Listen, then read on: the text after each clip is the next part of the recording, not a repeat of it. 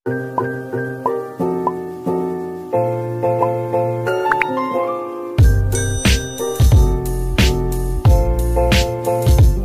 warahmatullahi wabarakatuh. Perkenalkan, nama saya Aisyah Dharma dengan NIM 20140400021 dari kelas Tadris Matematika A. Baiklah, di sini saya akan menjelaskan materi tentang matematika diskrit, yaitu mengenai relasi rekursif, konsep dasar poset, lattice, aljabar boolean, gerbang logika, konsep dasar graf, kemudian derajat titik, penyajian dengan matriks, lintasan terpendek, algoritma Dijkstra, pohon dan pohon merentang. Baiklah, bahasan yang pertama adalah relasi rekursif. Nah, pengertian dari relasi rekursif ialah suatu relasi yang berfungsi sebagai pemodelan dalam penyelesaian masalah kombinatorik. Suatu relasi rekursif atau RR terdiri dari dua bagian, yaitu kondisi awal dan bagian rekursif.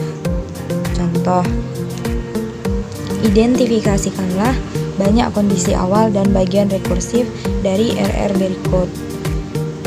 Ada A1 sama dengan 10, kemudian A2 sama dengan 18, A3 sama dengan 70, lalu AN dikurang 3A N kurang 1 kurang 4A N kurang 3 tambah 12A N kurang 3 sama dengan 0, di mana N besar sama dengan 4. Untuk penyelesaiannya, dari soal kita dapat simpulkan bahwa ada 3 kondisi awal, yaitu A1 sama dengan 10, A2 sama dengan 18, dan A3 sama dengan 70.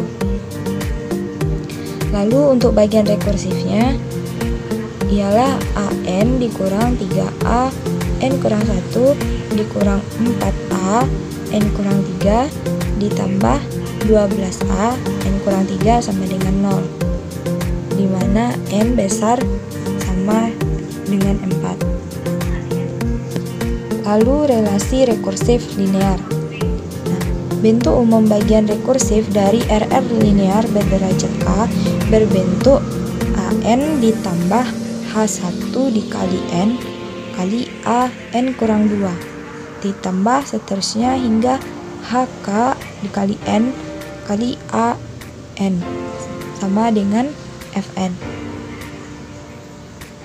Sedangkan bentuk umum relasi rekursif linear homogen dengan koefisien konstanta AN tambah C1 AN kurang 1 ditambah C2 AN kurang 2 tambah hingga seterusnya C K AN kurang K sama dengan 0, di mana CK itu tidak sama dengan 0, dengan K kondisi awal dan C1 itu konstanta, di mana konstantanya bisa angka 1, 2, dan seterusnya. Nah, dalam penyelesaian relasi rekursif linear itu ada dua cara. Yang pertama menggunakan metode akar karakteristik, di mana dalam penyelesaian relasi rekursif linear homogen dengan koefisien konstanta itu kita menggunakan metode akar karakteristik dengan melalui serangkaian prosedur.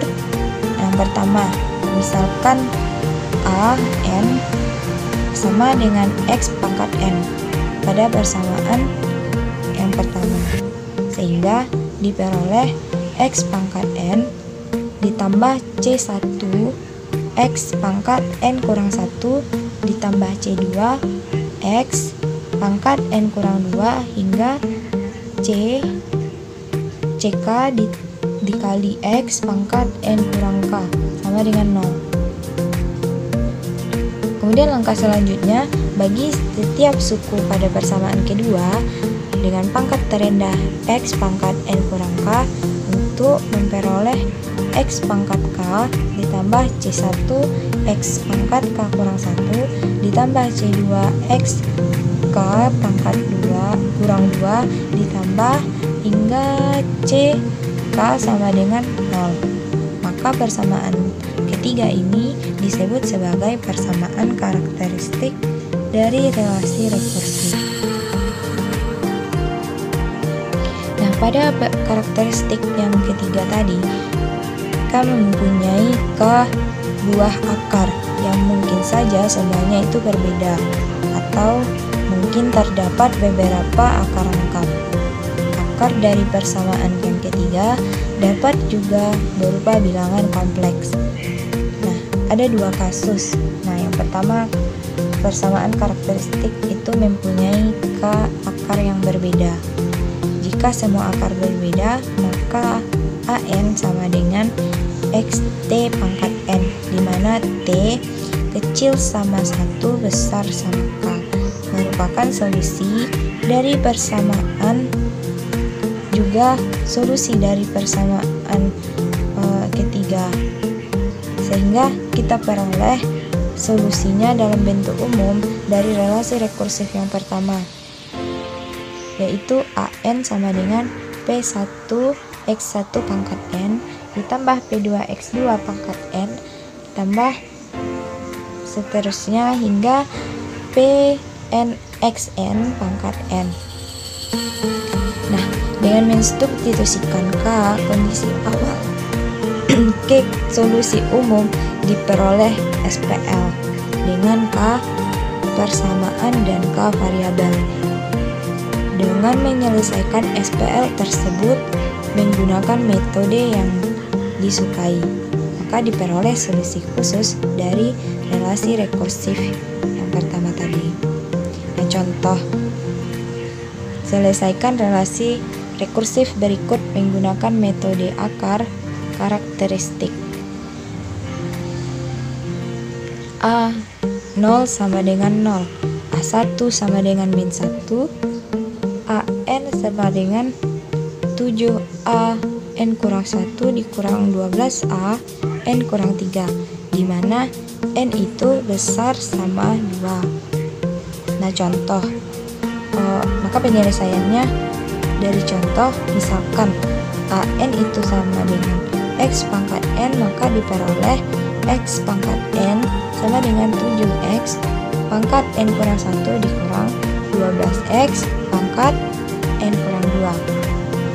Pada setiap suku, X pangkat N sama dengan 7X pangkat N kurang 1 dikurang 12X pangkat N kurang 2 dibagi dengan X pangkat N kurang 2, sehingga diperoleh persamaan karakteristiknya X pangkat 2 dikurang 7X ditambah 12 sama dengan 0.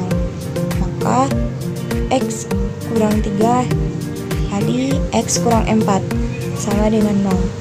Maka X-nya sama dengan 3 dan X-nya sama dengan 4.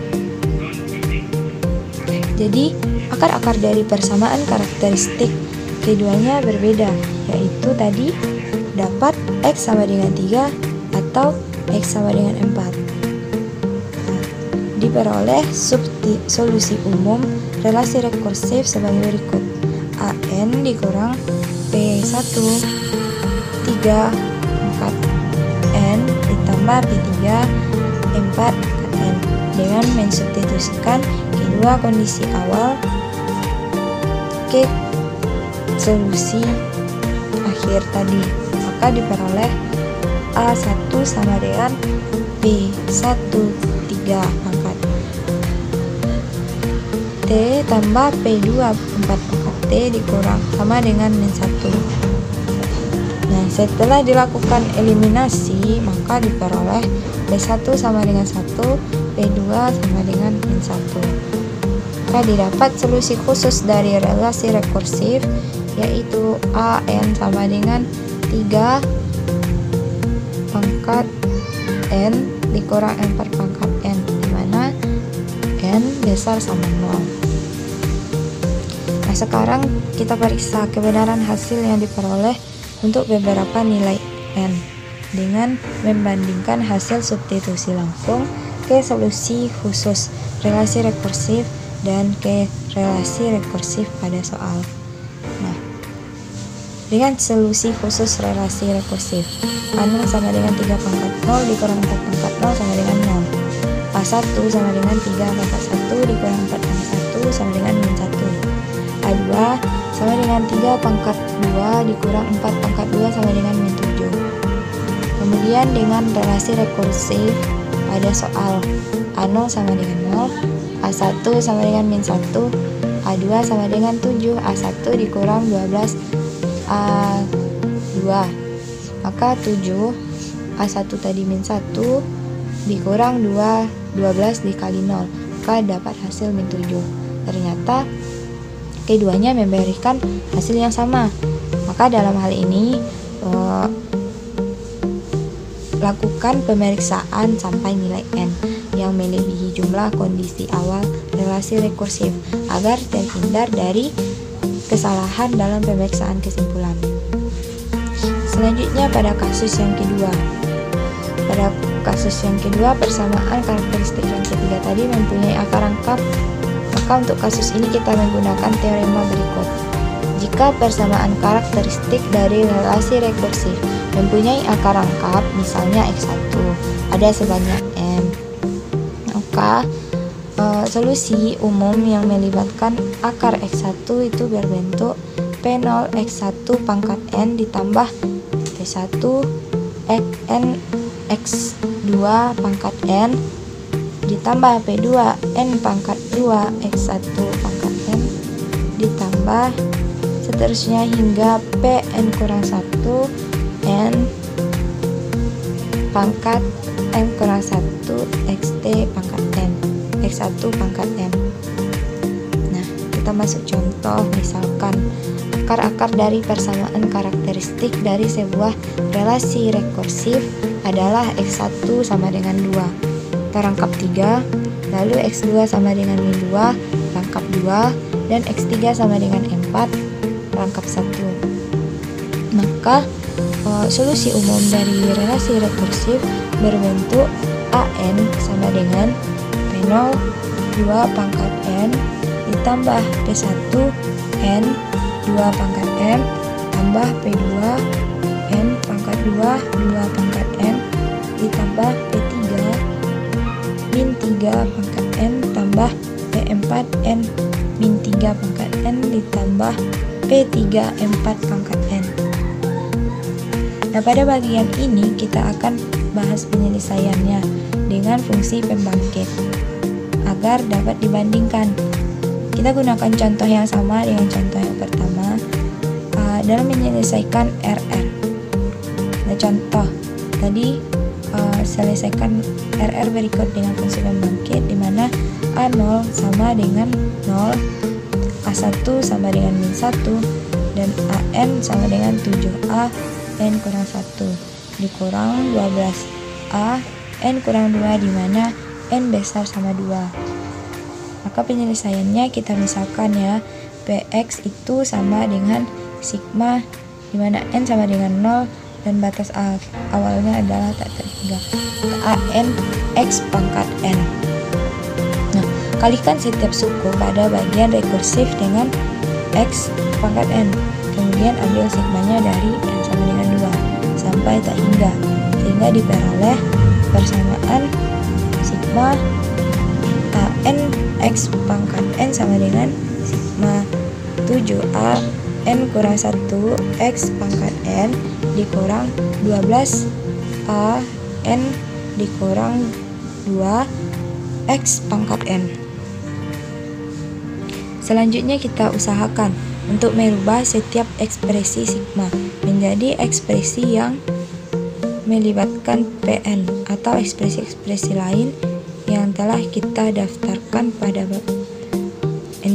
Nah, agar proses perubahan lebih mudah dimengerti, maka kita akan melakukannya satu persatu. Teman-teman bisa lihat cara penyelesaiannya pada PPT ini.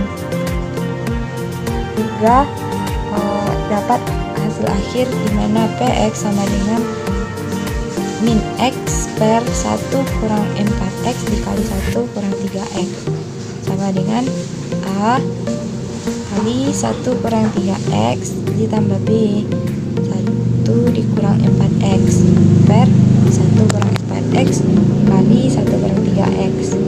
Maka kita kalikan hingga dapat hasil min 3A dikurang 4B dikali X ditambah A tambah B per 1 kurang 4X kali 1 kurang 3X.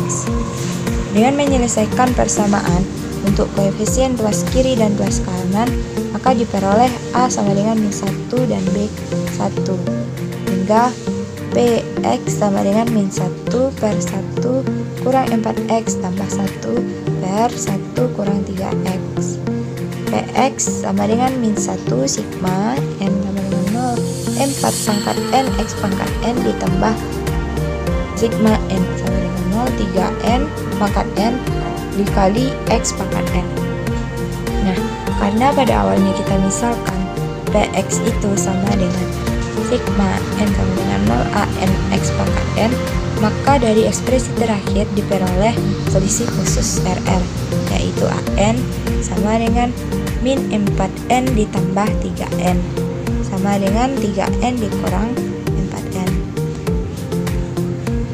Maka setelah melalui proses yang cukup panjang, diperoleh hasil yang sama dengan hasil pada contoh 7.3. Nah, untuk menambah pemahaman, maka teman-teman juga dapat menyelesaikan soal-soal latihan yang telah saya berikan.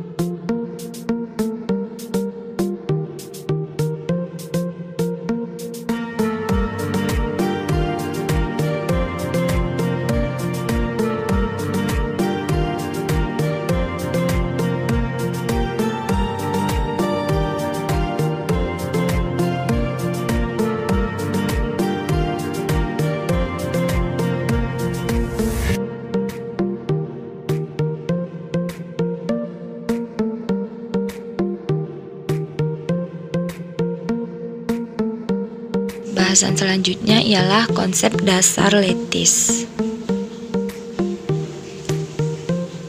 Nah, apa itu lattice?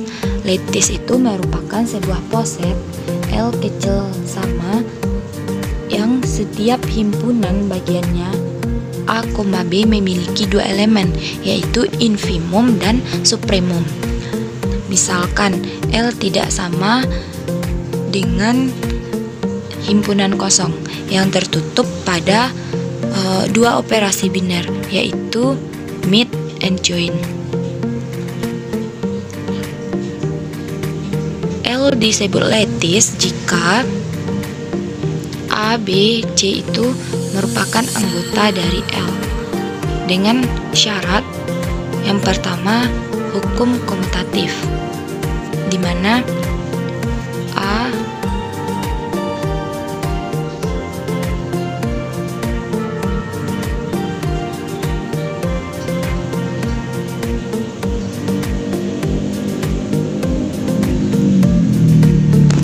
dengan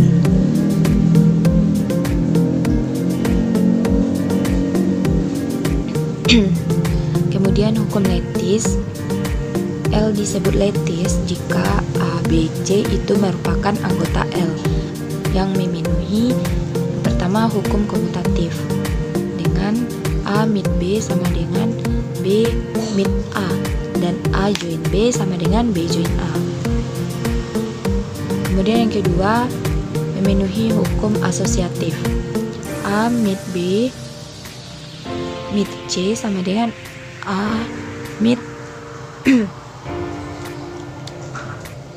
Selanjutnya hukum lattice itu ada tiga. Yang pertama ada hukum komutatif, hukum asosiatif, dan hukum absorsif. Di mana hukum komutatif itu berlaku jika A meet B sama dengan B meet A, dan begitu sebaliknya jika A join B maka sama dengan B join A. Kemudian hukum asosiatif, A meet B kali meet C sama dengan A meet B meet C, dan A join B kali join C sama dengan A join kali B join C. Dan hukum absorsif berlaku jika A meet dikali A join B sama dengan A dan A join dikali A meet B sama dengan A. Kemudian elemen lattice. Misalkan suatu lattice di mana O adalah elemen terkecil dari L dan I adalah elemen terbesar dari L. Jika A anggota L maka A disebut meet irreducible jika A sama dengan X join Y mengakibatkan A sama dengan X atau A sama dengan Y. Kemudian A disebut join irreducible jika A sama dengan X meet Y mengakibatkan A sama dengan X atau A sama dengan Y. Dan A disebut atom jika A adalah join irreducible dan A successor immediate dari O. Kemudian A adalah komplement dari A jika A meet A aksen sama dengan L dan A join A aksen sama dengan 0.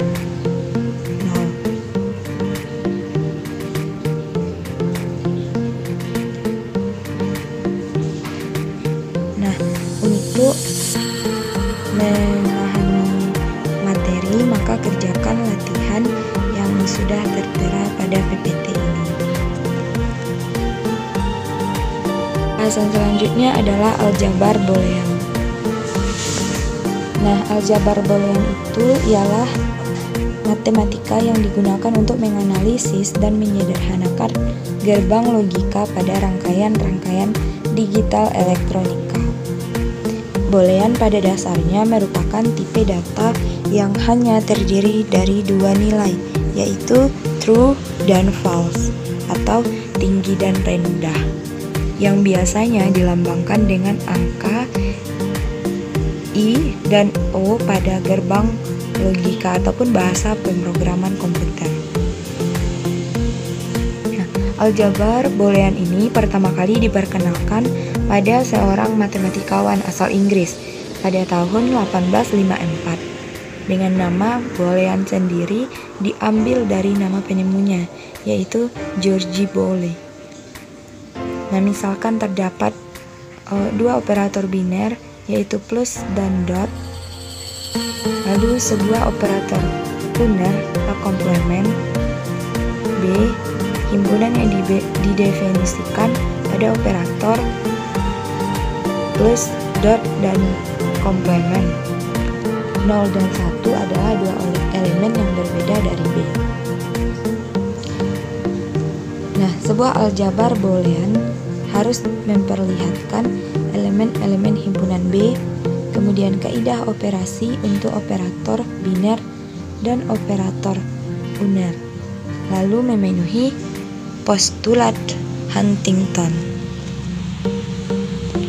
Nah, postulat Huntington atau aksioma-aksioma diantaranya A plus B EB atau A dot BEB. Identitas A plus 0 sama dengan A dot 1 sama dengan A. Komutatif adalah pengaruh antara posisi awal dan akhir, di mana A plus B sama dengan B plus A dot B sama dengan B dot A.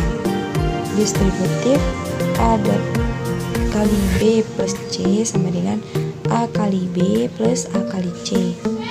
Begitu juga sebaliknya. Lalu untuk komplement, A plus A komplement sama dengan 1 dan A dot A komplement sama dengan 0. Nah, adapun aljabar boolean dua nilai merupakan aljabar boolean yang penerapannya beragam, sehingga aljabar boolean yang sering digunakan. Aljabar boolean dua nilai yang pertama ialah B sama dengan yang mempunyai anggota himpunan 0,1. Operator binernya plus dan dot. Operator uner komplement. Kemudian kaidah untuk operator biner dan operator uner. Keempat, aksioma terpenuhi dengan memperhatikan tabel-tabel berikut.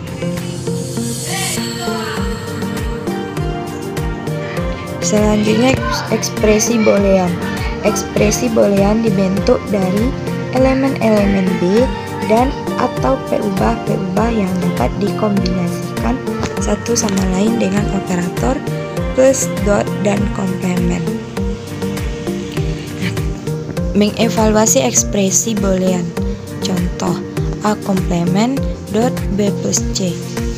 Jika A sama dengan 0, B sama dengan 1, dan C sama dengan 0, maka hasil evaluasi ekspresinya 0 komplement dot 1 plus 0 sama dengan 1 dot 1 sama dengan 1. Lalu dua ekspresi boolean dikatakan ekuivalen, dilambangkan dengan sama dengan jika keduanya mempunyai nilai yang sama untuk setiap pemberian nilai-nilai kepada NP ubah. Contoh, B plus C sama dengan A dot B sama dengan A dot B plus A dot C. Poin selanjutnya ialah prinsip dualitas, di mana misalkan S adalah kesamaan identiti di dalam aljabar boolean yang melibatkan operator plus, dot, dan komplement. Pernyataan S memperoleh dengan cara mengganti dot dengan plus, plus dengan dot, 0 dengan 1, 1 dengan 0, dan membiarkan komplement operator tetap apa adanya. S disebut sebagai dual dari S.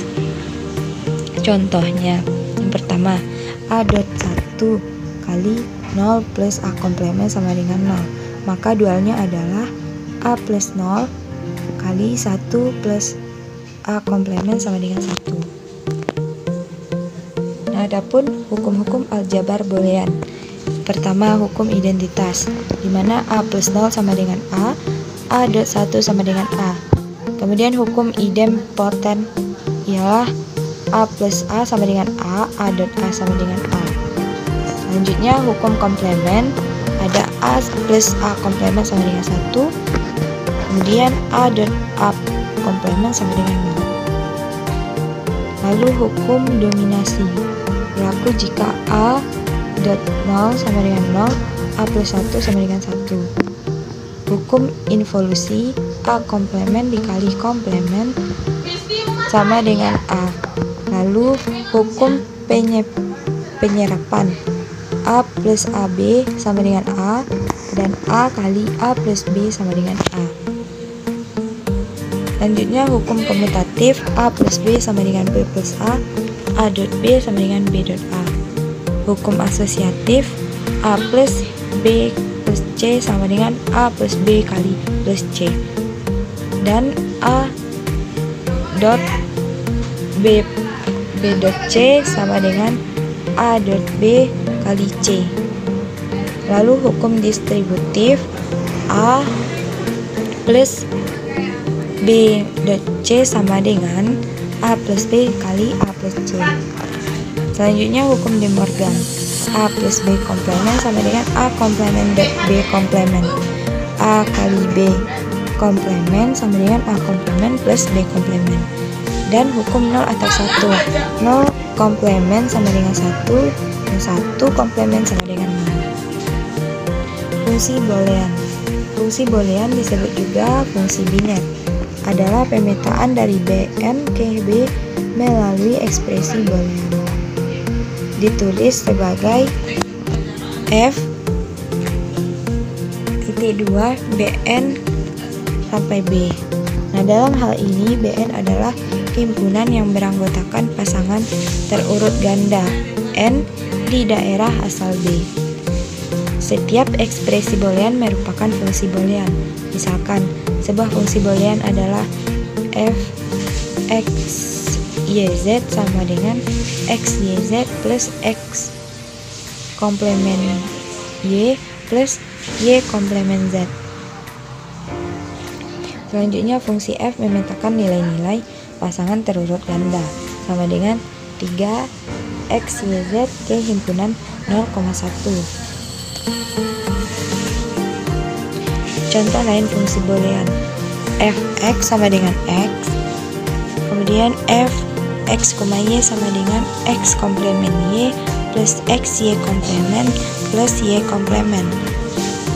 f(x dot y, f(x, y) sama dengan x komplement y komplement, dan seterusnya. Kemudian setiap perubahan di dalam fungsi boolean itu termasuk dalam bentuk komplementnya, maka itu disebut sebagai literal. Contoh fungsi h, di mana x, y, z sama dengan x, y, z komplement. Fungsi tersebut terdiri dari 3 buah literal, yaitu x, y, dan z komplement. Misalkan x sama dengan 1, y sama dengan 1, dan z sama dengan 0, maka nilai fungsinya 1, 0 komplement sama dengan 1.1 kali dot 1 sama dengan 1.1 sama dengan 1. Nah, contoh soal. Sederhanakan fungsi boolean f x, y sama dengan x plus x komplement y. Pertama, kita tuliskan f x, y sama dengan x plus x komplement y sama dengan x plus x komplement kali x plus y.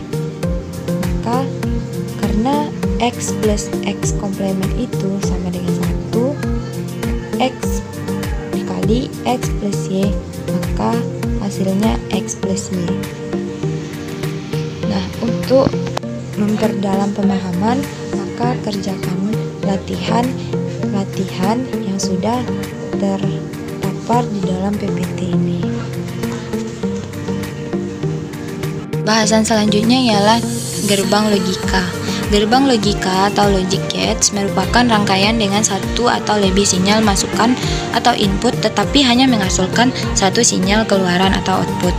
Nah, gerbang dinyatakan dengan dua keadaan, ada tegangan tinggi atau logika tinggi atau high logic atau logika 1. Kemudian tegangan rendah atau logika rendah atau low logic dengan logika 0.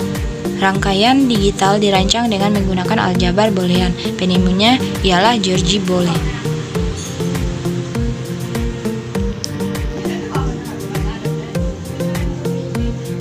Nah, macam-macam gerbang logika ada 7. Yang pertama ada gerbang AND, gerbang OR, gerbang NOT, gerbang NAND, gerbang NOR, gerbang XOR, dan gerbang XNOR. Nah, yang pertama kita akan membahas tentang gerbang AND atau AND gate, yaitu gerbang AND terdiri dari dua buah input atau lebih. Jika salah satu input bernilai logika 0, maka output akan bernilai logika 0. Simbolnya adalah tanda titik atau tidak memakai tanda titik sama sekali. Contoh, Z sama dengan X titik Y atau Z sama dengan XY.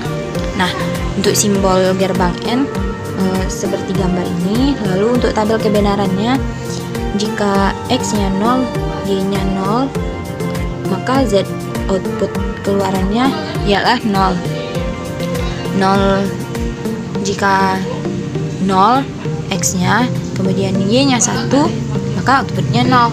Jika X1, Y0, maka outputnya 0. Jika X-nya 1 dan Y-nya 1, maka outputnya 1. Selanjutnya gerbang OR atau OR gate. Gerbang OR itu terdiri dari dua input atau lebih. Jika salah satu input bernilai logika 1, maka output akan bernilai logika 1. Simbolnya adalah tanda plus. Contoh, Z sama dengan X plus Y. Nah, simbolnya seperti gambar. Lalu untuk tabel kebenaran, jika X-nya bernilai 0, maka outputnya 0. Jika salah satu 1, maka outputnya 1. Dan jika inputannya bernilai sama 1, maka outputnya 1.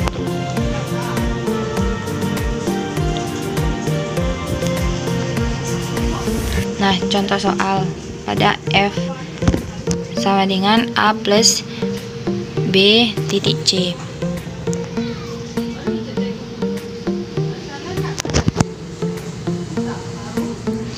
Gerbang NOT atau NOT gate. Gerbang NOT hanya memiliki satu input, disebut juga dengan interfer atau pembalik, karena menghasilkan output yang berlawanan dengan kebalikan dengan inputnya. Berarti jika ingin mendapatkan keluaran dengan logika 0, maka inputnya harus bernilai logika 1. Simbolnya tanda minus di atas variabel inputnya. Contoh, Z sama dengan X aksen. Nah, pada tabel kebenaran, jika kita input nilai 0, maka outputnya 0. Salah, maksudnya outputnya 1. Jika inputnya 1, maka outputnya 0.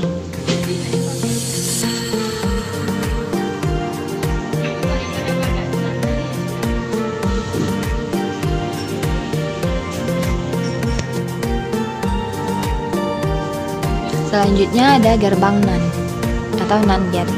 Gerbang NAND merupakan kombinasi dari gerbang AND dan gerbang NOT yang menghasilkan kebalikan dari output gerbang AND. Jika salah satu input bernilai logika 0, maka output akan bernilai logika 1. Z sama dengan X titik Y aksen. Nah, pada tabel kebenaran, jika kita input 00, maka outputnya 1. Jika input 11, maka nilainya 0. Jika salah satunya inputannya bernilai 1 atau 0, maka outputnya tetap 1. Selanjutnya gerbang NOR atau NOR gate. Gerbang NOR merupakan kombinasi dari gerbang OR dan gerbang NOT yang menghasilkan kebalikan dari output gerbang OR. Dan jika salah satu input bernilai logika 0, maka output akan bernilai 0. Nah, Z sama dengan X plus Y aksen. Nah, pada tabel kebenaran gerbang NOR, itu jika kita masukkan inputnya 00, maka outputnya 1. Jika inputnya 11, maka outputnya 0. Selanjutnya gerbang XOR. Gerbang XOR adalah singkatan dari exclusive OR yang terdiri dari dua input. Jika input sama, maka output akan bernilai logika 0. Nah, simbolnya seperti Z sama dengan X plus Y. Dimana pada tabel kebenaran, jika kita input 00, maka outputnya 0. Jika kita input 11, maka outputnya 0. Selanjutnya ada gerbang XNOR.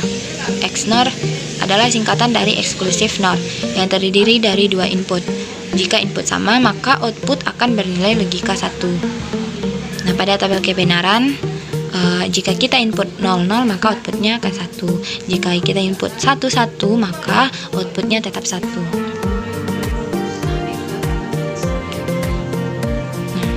Contoh soal ada F sama dengan A, B aksen plus A aksen B plus AB. Dan selanjutnya ialah graf, di mana poin-poin yang akan kita bahas ada 4. Yang pertama, definisi graf, jenis-jenis graf, terminologi graf, dan pewarnaan graf. Definisi graf. Secara matematis, graf itu didefinisikan sebagai pasangan himpunan V, E, ditulis dengan notasi G sama dengan V, E, yang dalam hal ini V adalah himpunan tidak kosong dari simpul-simpul, dan E adalah himpunan isi yang menghubungkan sepasang simpul. Graf dimungkinkan tidak mempunyai sisi satu buah pun, tetapi simpulnya harus ada, minimal 1.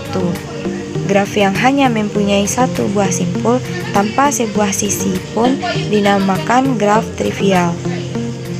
Simpul pada graf dapat dinomori dengan huruf seperti A, B, C, dan seterusnya dengan bilangan asli 1, 2, 3, dan seterusnya, atau gabungan keduanya. Sedangkan sisi yang menghubungkan simpul U dan simpul V dinyatakan dengan pasangan U, V, atau dinyatakan dengan lambang E1, E2, dan seterusnya sampai EN. Dengan kata lain, jika E adalah sisi yang menghubungkan simpul U dengan simpul V, maka E dapat ditulis sebagai E sama dengan V, V.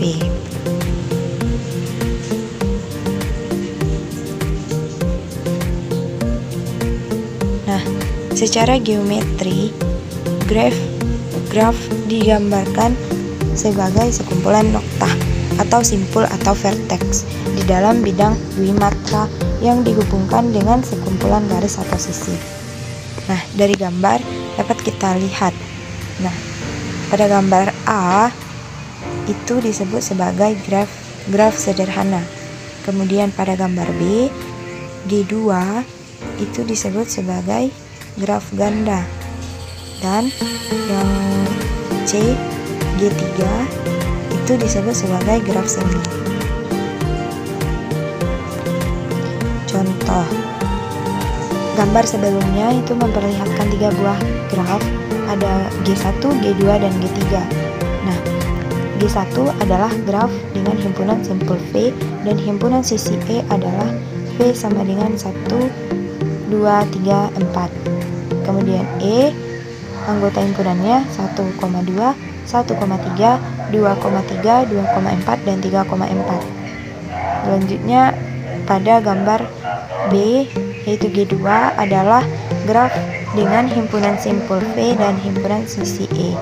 Adalah V itu anggota himpunannya 1, 2, 3, dan 4. Selanjutnya E 1,2, 2,3, 1,3, 1,3, 2,4, 3,4, 3,4. Sama juga dengan E1, E2, E3, E4, E5, E6, dan E7.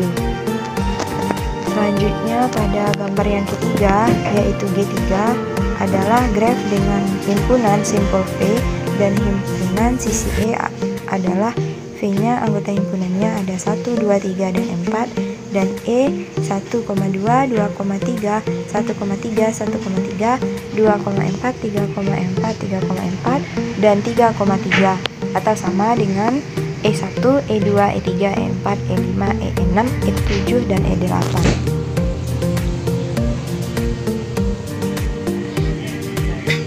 Selanjutnya jenis-jenis graf. Berdasarkan ada tidaknya gelang atau sisi ganda pada suatu graf, maka secara umum dapat digolongkan menjadi dua jenis. Yang pertama, graf sederhana atau simple graph. Graf sederhana adalah graf yang tidak mengandung gelang maupun sisi ganda. Nah, gambarnya seperti yang tertera pada PPT ini. Kemudian, graf tak sederhana atau unsimple graph. Ialah graf yang mengandung sisi ganda atau gelang. Terdapat dua jenis graf tak sederhana. Yang pertama, graf ganda atau multigraf, yaitu graf yang mengandung sisi ganda.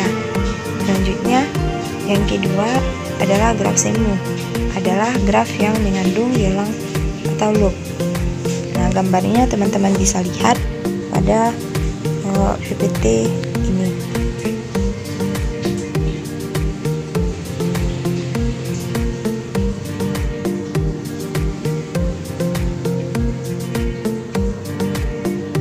Sisi pada graf dapat mempunyai orientasi arah. Berdasarkan orientasi arah pada sisi, maka secara umum graf dapat dibedakan menjadi dua. Yang pertama, graf tak berarah atau undirected graph. Ialah graf yang sisinya tidak mempunyai orientasi arah. Nah, contohnya seperti gambar ini. Kemudian yang kedua, graf berarah atau directed graph atau digraph, yaitu graf yang di setiap sisinya diberikan orientasi arah. Nah, contohnya seperti gambar pada PPT ini.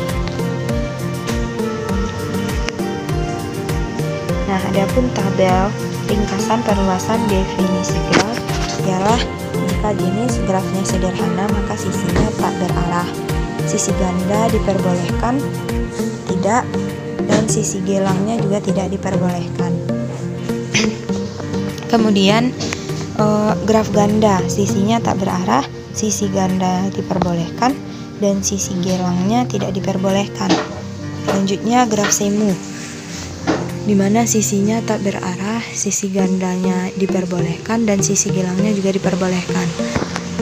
Lanjut, graf berarah, sisinya berarah, sisi gandanya tidak diperbolehkan, dan sisi gelangnya diperbolehkan. Dan selanjutnya graf ganda berarah, sisinya berarah sama dengan graf berarah, kemudian sisi gandanya diperbolehkan dan sisi gelangnya juga diperbolehkan.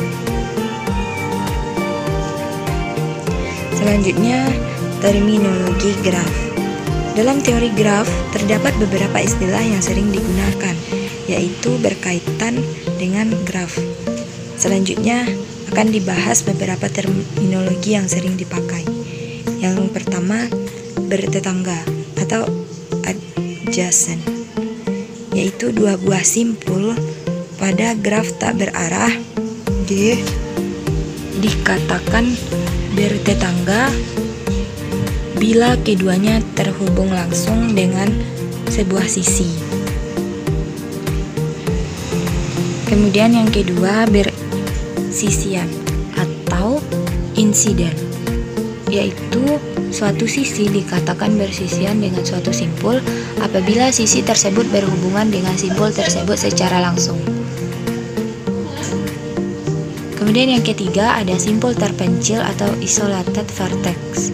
Simpul terpencil ialah simpul yang tidak memiliki sisi yang terhubung dengannya, atau dapat juga dinyatakan bahwa simpul terpencil adalah simpul yang tidak satupun bertetangga dengan simpul-simpul lainnya. Kemudian yang keempat ada graf kosong atau null graph atau empty graph, di mana graf kosong ini merupakan graf yang tidak memiliki sisi namun masih memiliki himpunan titik yang berjumlah lebih dari atau sama dengan 1, ditulis sebagai n adalah jumlah dengan n adalah jumlah simpul. Selanjutnya derajat atau degree. Nah, dalam graf tak berarah, derajat atau simpul merupakan jumlah sisi yang bersisian secara langsung dengan simpul tersebut. Sedangkan dalam graf berarah, derajat terbagi menjadi dua, yaitu derajat masuk D in dan derajat keluar D out. Kemudian yang keenam ada lintasan atau pad. Lintasan merupakan rangkaian simpul dan sisi yang dilalui dari suatu simpul awal V0 ke simpul tujuan Vn. Penulisannya ditulis berselang-seling antara simpul dan sisi dengan bentuk E1, V1, E2, V2, dan seterusnya. Sedemikian sehingga E1 sama dengan V0, V1, E2, V1, V2, dan seterusnya sampai En sama dengan Vn, kurang 1 Vn adalah sisi-sisi dari graf G. Kemudian yang ketujuh ada sirkuit atau siklus. Sirkuit atau siklus adalah lintasan yang berawal dan berakhiran pada simpul yang sama. Kemudian yang ke-8, terhubung atau connected. Dalam graf tak berarah, graf dikatakan terhubung jika pada setiap simpulnya terdapat sisi yang menghubungkannya, dan untuk setiap sisi tersebut terdapat sisi yang dapat mencapainya. Nah, dalam graf berarah, graf dikatakan terhubung jika graf tak berarahnya juga terhubung. Lanjut yang ke-9 ada upagraf atau subgraf dan komplemen upagraf. Jika terdapat graf G, V, E, maka graf G1, V1, E1 disebut upagraf dari G jika V1 merupakan himpunan bagian dari V dan E1 merupakan himpunan bagian dari E. Bagian yang tidak termasuk upagraf disebut komplemen upagraf. Komplemen dari upagraf G1 terdapat graf G, yaitu graf G2, F2, E2. Sedemikian sehingga E2 sama dengan E kurang E1 dan V2 adalah simpul yang anggota-anggotanya E2 bersisian dengannya. Kemudian yang ke-10 ada upagraf merentang atau spanning upagraf, subgraf. Upagraf G1, V1, E1 dari graf G sama dengan V, E dikatakan upagraf merentang jika upagraf G1 mengandung semua simpul dari G. Selanjutnya 11, cut set adalah himpunan sisi dari graf terhubung G yang apabila dibuang dari G akan menyebabkan graf G menjadi graf tidak terhubung. Jadi cut set selalu menghasilkan dua buah komplemen terhubung. Kemudian yang ke-12 ada graf berbobot atau weight graph. Graf berbobot adalah graf yang setiap sisinya diberi sebuah harga atau bobot. Selanjutnya pewarnaan graf. Pewarnaan pada graf adalah pemetaan warna-warna pada simpul, sisi, atau wilayah pada graf. Sedemikian sehingga setiap simpul, sisi, atau wilayah yang bertetangga mempunyai warna yang berbeda. Nah, yang pertama ada pewarnaan simpul. Ialah pemberian warna pada simpul-simpul di dalam graf sedemikian sehingga setiap dua simpul yang bertetangga atau terhubung langsung memiliki warna yang berbeda. Selanjutnya pewarnaan sisi. Pewarnaan sisi dilakukan dengan memberikan warna yang berbeda pada sisi yang bertetangga, sehingga tidak ada dua sisi yang bertetangga dengan warna yang sama. Lanjut pewarnaan wilayah. Pewarnaan di bidang dilakukan dengan memberikan warna yang berbeda pada bidang yang bersebelahan, sehingga tidak ada dua wilayah yang bertetangga dengan warna yang sama. Nah, untuk menambah pemahaman, silakan kerjakan latihan. Ada 3 soal yang tertera pada PPT ini. Bahasan selanjutnya ialah derajat titik graf. Nah, di sini kita akan membahas poin tentang pengertian, macam-macam derajat titik, derajat pada graf berarah, derajat pada graf tidak berarah, lema jabat tangan, dan contoh soal. Nah, yang pertama pengertian. Derajat suatu simpul pada graf tak berarah adalah jumlah sisi yang bersisian pada simpul tersebut. Dengan notasi DF menyatakan graf simpul V. Kemudian macam-macam derajat titik ada 5. Ada derajat minimum, derajat maksimum, barisan derajat, derajat titik beraturan, dan gelung atau self-log. Atau dalam perspektif lain, macam-macam derajat titik ada 4. Yang pertama, simpul ganjil, simpul genap, simpul bergantung atau akhir, dan simpul terpencil. Kemudian derajat pada graf berarah. Pada graf berarah, derajat simpul V dinyatakan dengan D in V sama dengan derajat masuk, sama dengan jumlah busur yang masuk ke simpul V.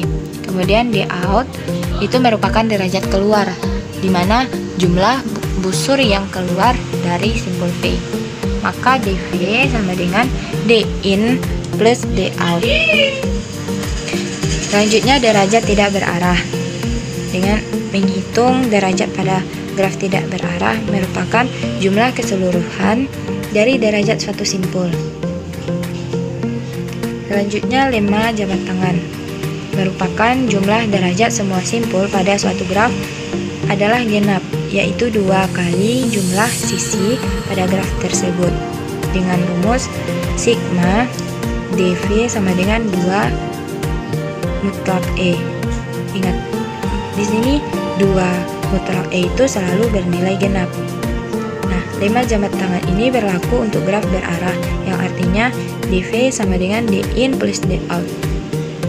Contohnya, pada jalan raya dengan persimpangan yang merupakan pertemuan 3 jalan atau lebih. Ada 2 kemungkinan, yang pertama pertigaan atau simpang 3, gambarnya seperti PPT, kemudian yang kedua ada perempatan atau simpang 4, gambarnya seperti yang tertera pada PPT ini. Nah, untuk menambah pemahaman, silakan teman-teman mengerjakan latihan 3 soal tentang derajat titik graf. Pesan selanjutnya adalah matriks penyajian graf. Misalnya disajikan graf G dalam matriks ruas B ukuran M kali 2, maka setiap baris matriks menyatakan ruas.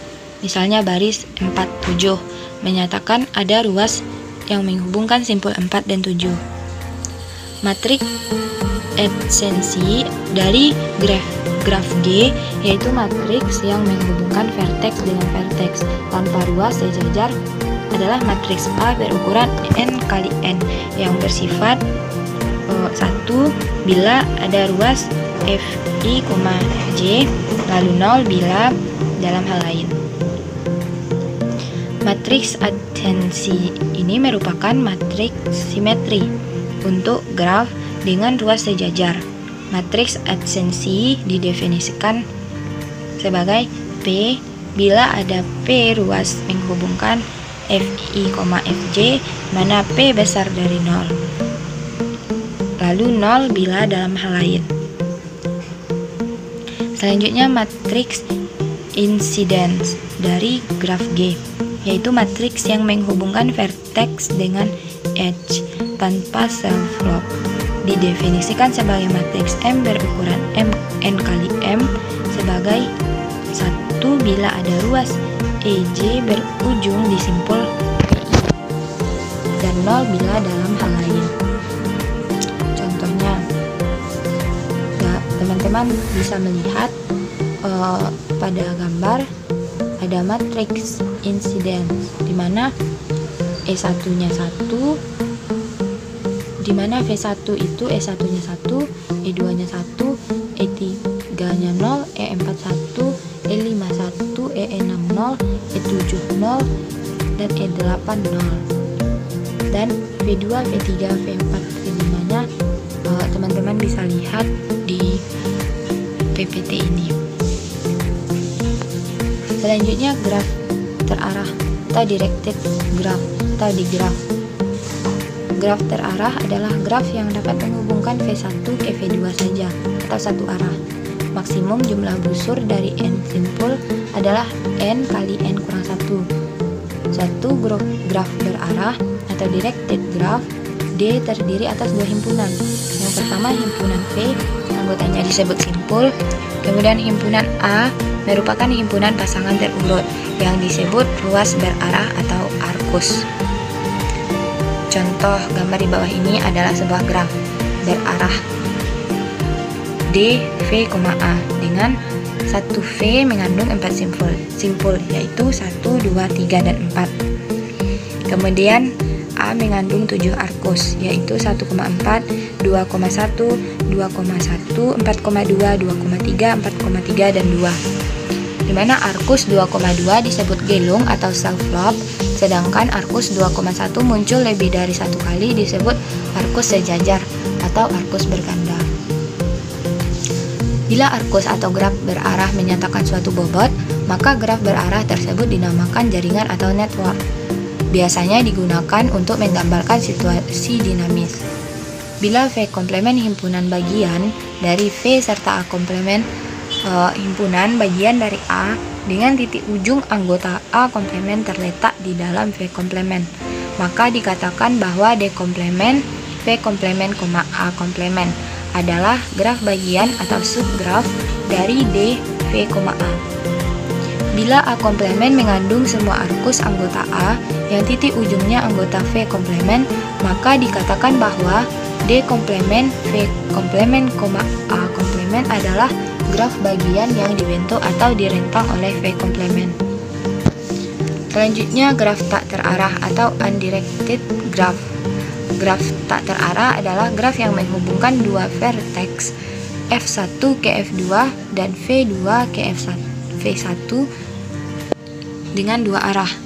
Bila vertex sama dengan N, maka graf tak berarah komplit akan mempunyai busur edge yang sama dengan N dikali N kurang 1 bagi 2. Nah, pada gambar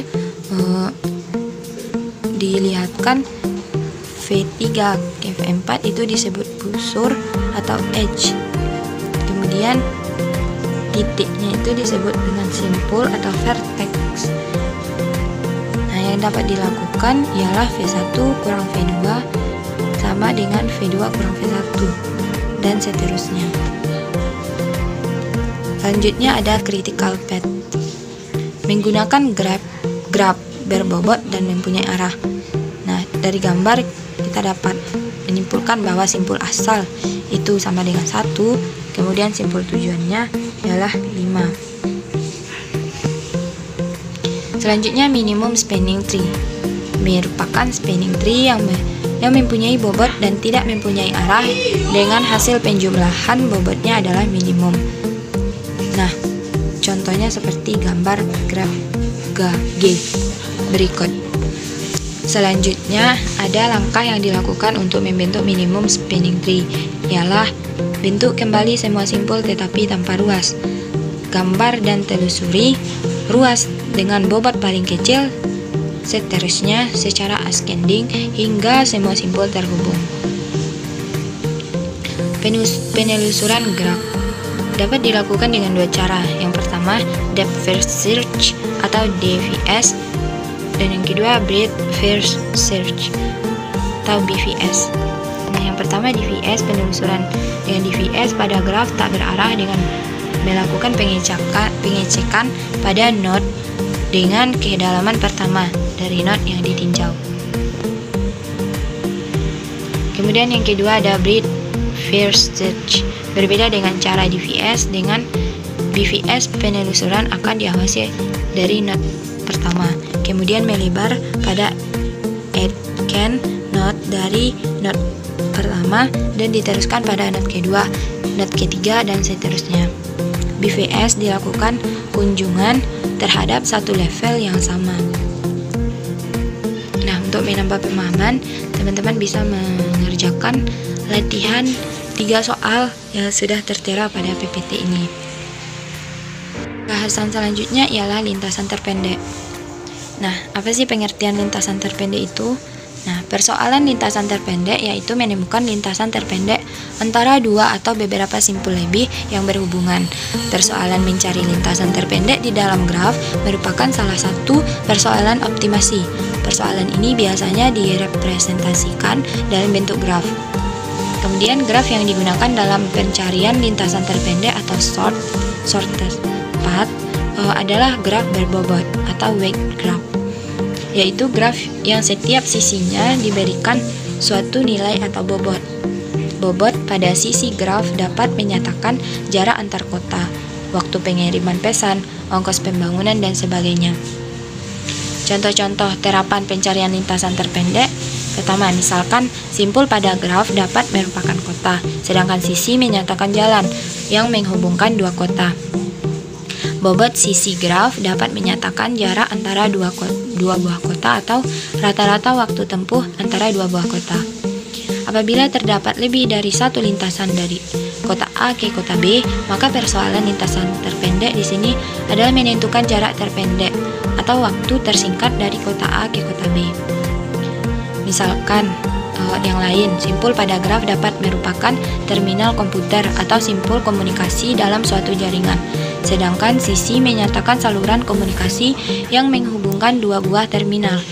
Bobot pada graf dapat menyatakan biaya pemakaian saluran komunikasi antara dua buah terminal, jarak antara dua buah terminal, atau waktu pengiriman pesan atau message antara dua buah terminal. Nah, persoalan lintasan terpendek di sini adalah menentukan jalur komunikasi terpendek antara dua buah terminal komputer. Lintasan terpendek akan menghemat waktu pengiriman pesan dan biaya komunikasi. Macam-macam persoalan lintasan terpendek itu ada 4. Yang pertama, lintasan terpendek antara dua buah simpul tertentu. Kemudian lintasan terpendek antara semua pasangan simpul.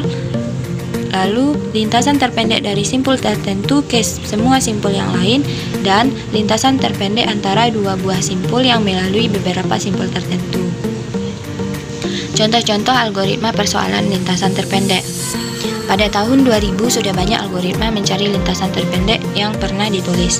Algoritma yang dipakai pada persoalan lintasan terpendek ada beberapa, yaitu algoritma Dijkstra, algoritma A, algoritma Floyd-Warshall, dan beberapa algoritma lainnya. Untuk contohnya terdapat pada pembahasan kelompok selanjutnya. Nah, untuk menambah pemahaman, teman-teman bisa mengerjakan 3 buah soal pada latihan ini. Bahasan selanjutnya adalah algoritma Dijkstra.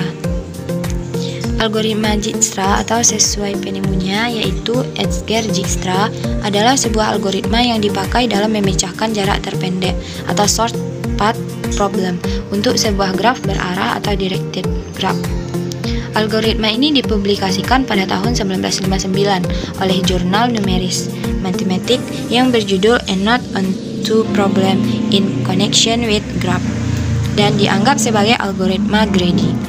Nah, algoritma greedy merupakan jenis algoritma yang menggunakan pendekatan penyelesaian masalah dengan mencari nilai maksimum sementara atau lokal maksimum pada setiap langkahnya. Kemudian, prinsip utama algoritma greedy adalah take what you can get now. Sebagai contoh dari penyelesaian masalah dengan algoritma greedy dalam kehidupan sehari-hari adalah mencari jarak terpendek dari peta. Pernyataan dari algoritma Dijkstra ini adalah permasalahan rute terpendek dari sebuah titik ke akhir titik lain adalah sebuah masalah klasik optimasi yang banyak digunakan untuk menguji sebuah algoritma yang diusulkan.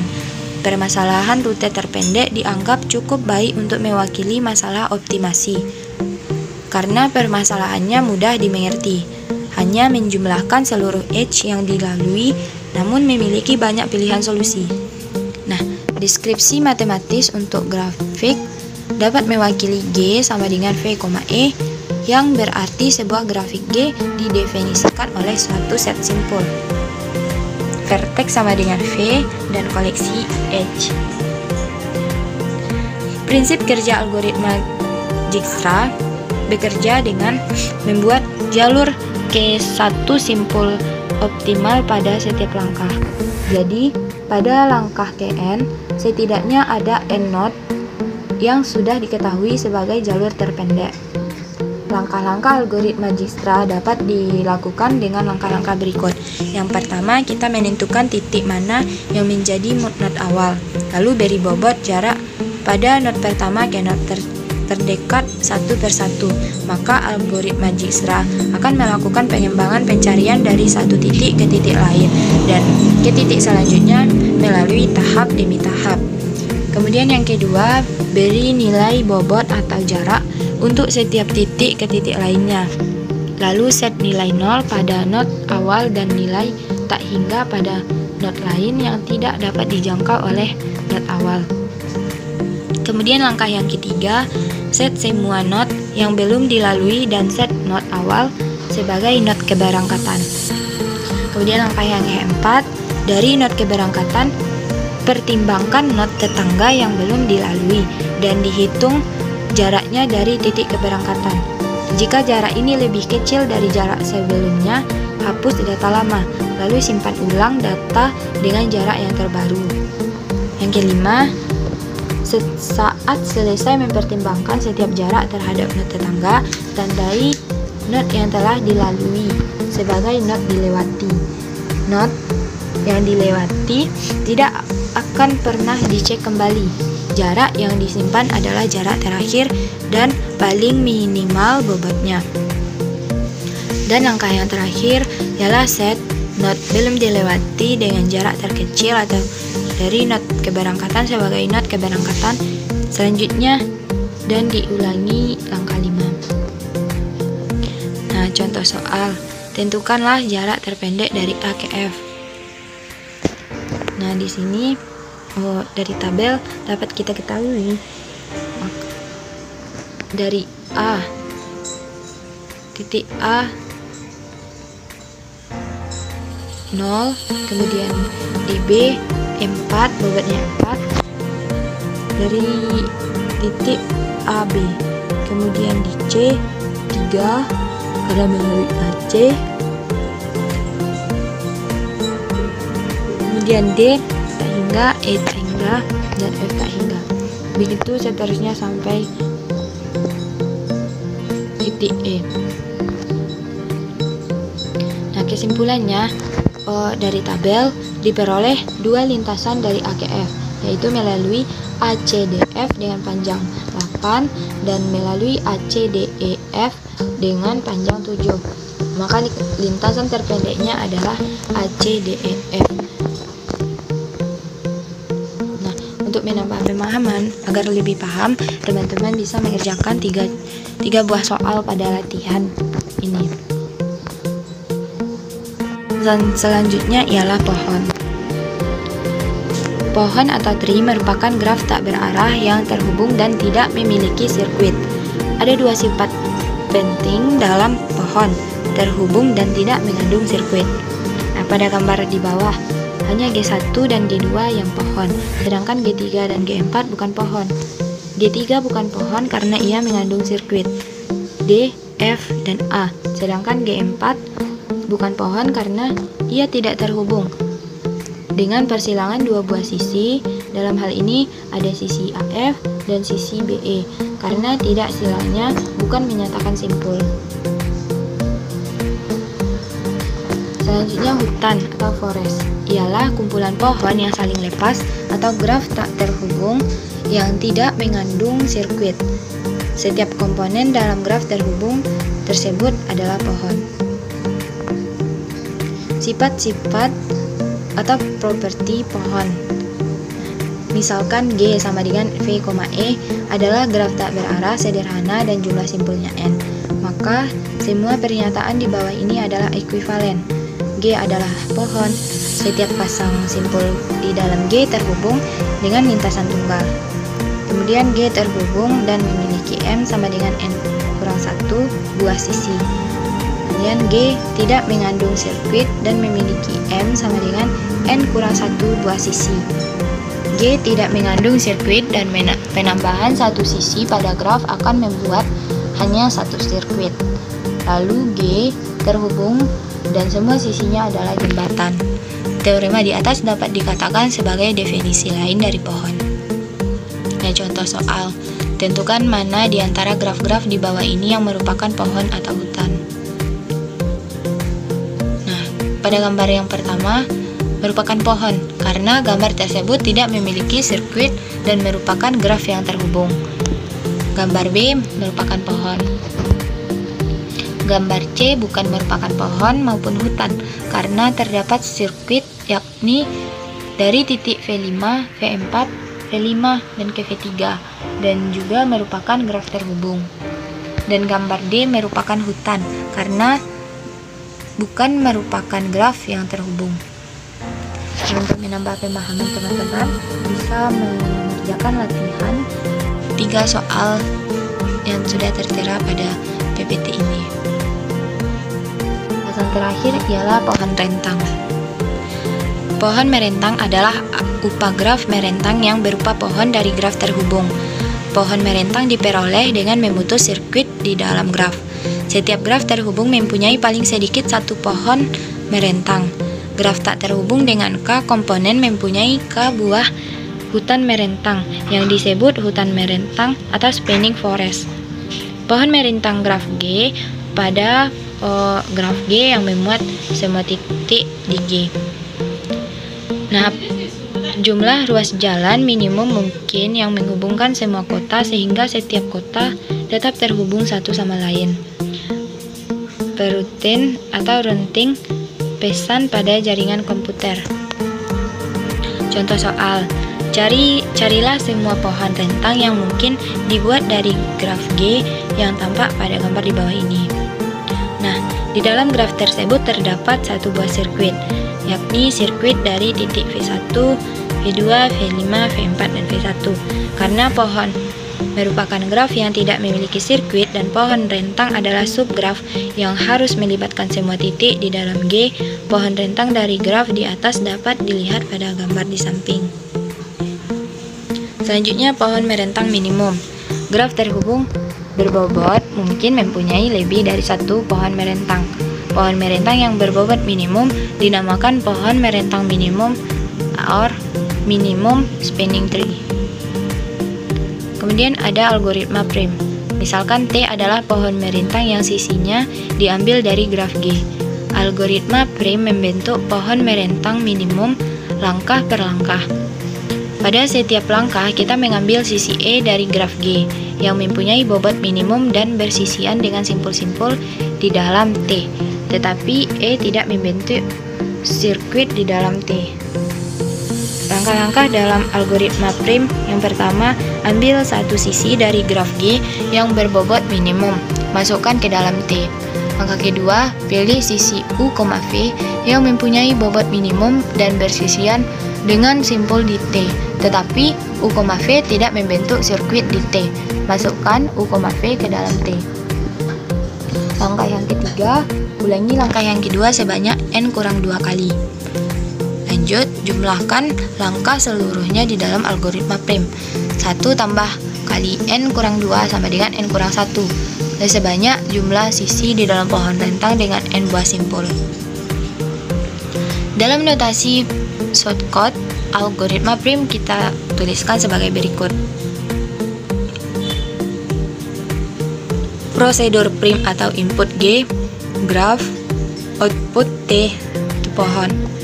Dimana membentuk pohon merentang minimum T dari graf terhubung berbobot G.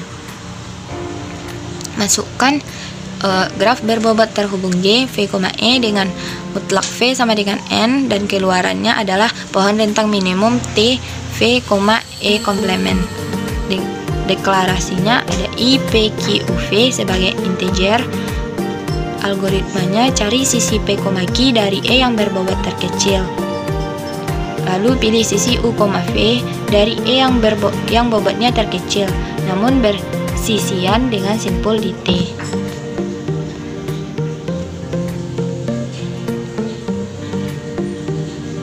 Nah, ada tabel pembentukan pohon merentang minimum dengan algoritma Prim.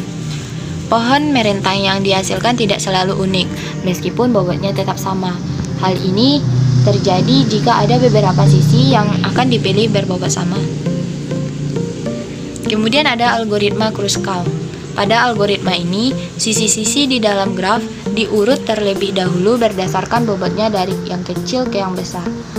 Nah, langkahnya, sisi-sisi dari graf sudah diurut menaik berdasarkan bobotnya dari bobot kecil sampai ke bobot yang besar. besar. Kemudian T-nya masih kosong, maka pilih sisi U, V dengan bobot minimum yang tidak membentuk sirkuit di T. Lalu tambahkan U, V ke dalam T. Dan ulangi langkah kedua itu sebanyak N kurang 1 kali. Nah, untuk menambah wawasan dan menambah pemahaman, teman-teman bisa mengerjakan 3 soal pada latihan ini.